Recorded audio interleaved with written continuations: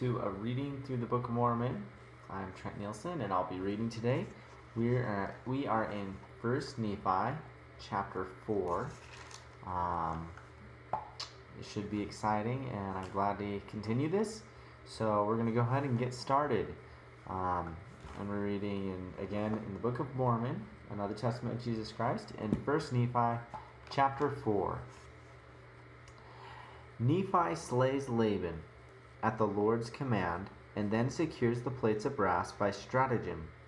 Zoram chooses to join Lehi's family in the wilderness.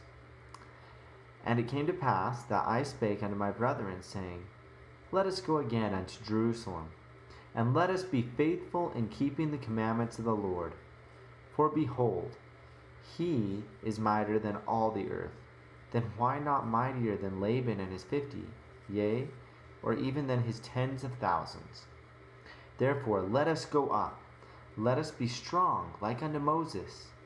For he truly spake unto the waters of the Red Sea, and they divided hither and thither.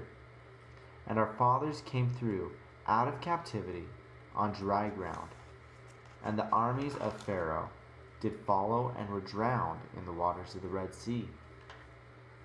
Now behold, ye know that this is true, and ye also know that an angel hath spoken unto you.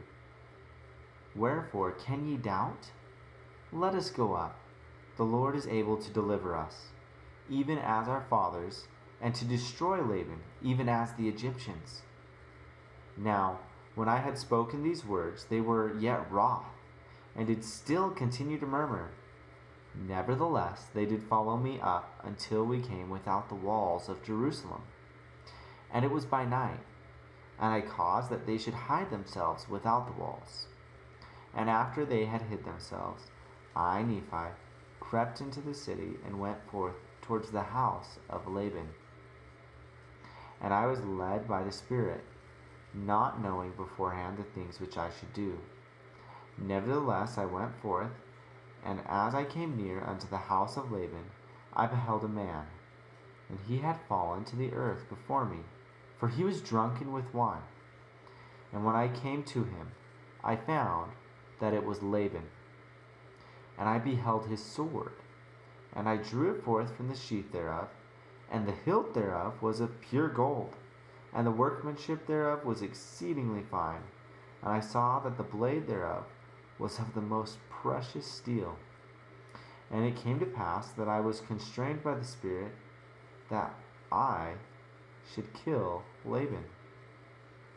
But I said in my heart, Never at any time have I shed the blood of man. And I shrunk, and would that I might not slay him.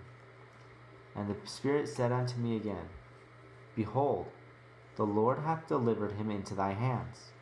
Yea, and I also knew that he had sought to take away my own life. Yea, and he would not hearken unto the commandments of the Lord. And he had also taken away our property. And it came to pass that the Spirit said unto me again, Slay him, for the Lord hath delivered him into thy hands. Behold, the Lord slayeth the wicked to bring forth his righteous purposes. It is better that one man should perish than that a nation should dwindle and perish in unbelief. And now when I, Nephi, had heard these words, I remembered the words of the Lord which he spake unto me in the wilderness, saying that, Inasmuch as thy seed shall keep my commandments, they shall prosper in the land. Yea, and I also thought that they could not keep the commandments of the Lord according to the law of Moses, save they should have the law. And I also knew that the law was engraven upon plates of brass. And again, I knew that the Lord had delivered Laban into my hands for this cause, that I might obtain the records according to his commandments. Therefore I did obey the voice of the Spirit, and took Laban by the hair of his head, and I smote off his head with his own sword. And after I had smitten off his head with his own sword, I took the garments of Laban, and put them upon mine own body, yea, even every whit.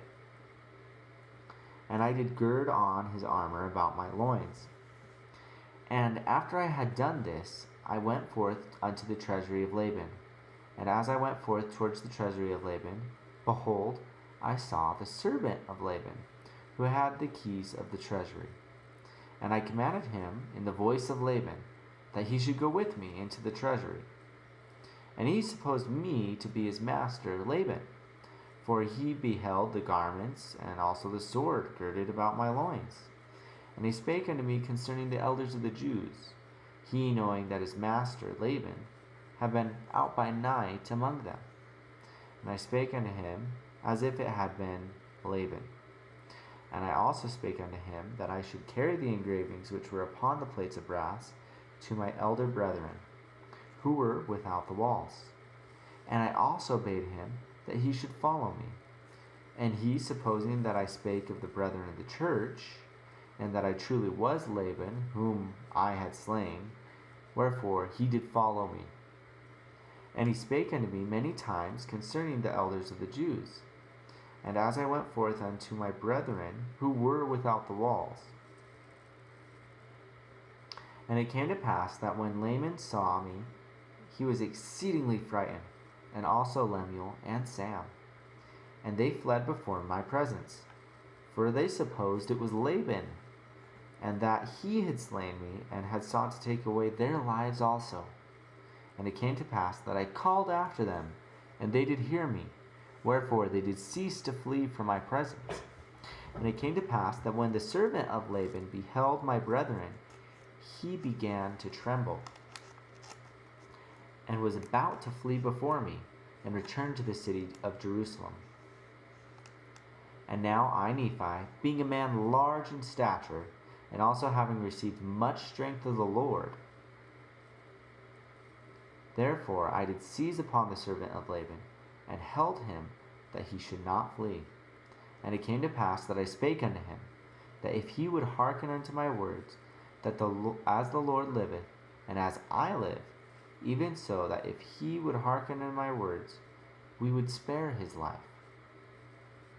And I spake unto him even with an oath, that he need not fear, that he should be a free man like unto us, if he would go down in the wilderness with us. And I spake unto him, saying, Surely the Lord hath commanded us to do this thing, and shall we not be diligent in keeping the commandments of the Lord? Therefore, if thou wilt go down into the wilderness to my father, thou shalt have place with us. And it came to pass that Zoram did take courage at the words which I spake. Now Zoram was the name of the servant, and he promised that he would go down to the wilderness unto our father. Yea, and he also made an oath unto us, that he would tarry with us from that time forth. Now we were desirous that he should tarry with us for this cause, that the Jews might not know concerning our flight into the wilderness, lest they should pursue us and destroy us. And it came to pass that when Zoram had made an oath unto us, our fears did cease concerning him. And it came to pass that we took the plates of brass and the servant of Laban, and departed into the wilderness, and journeyed unto the tent of our father. So that's some pretty intense stuff that happens over the course of that chapter. Some interesting things that go on, and interesting dilemmas that are there for those ancient prophets, the ancient prophet Nephi. It's amazing to see how the Spirit of the Lord worked with him, and how he had an impression, and then, he didn't want to follow through with that impression, but he received more guidance, more remembrance of things that came back to mind to let him know what to do with that. But I'm grateful for this opportunity to have read and to have done my scripture study today. I hope that some of you find this beneficial for you and have enjoyed it. And feel free to subscribe so you can continue to get those reminders of the next chapter that I read, and hopefully you can also follow along in your own daily scripture study. Hope you have a wonderful day, and thanks for watching.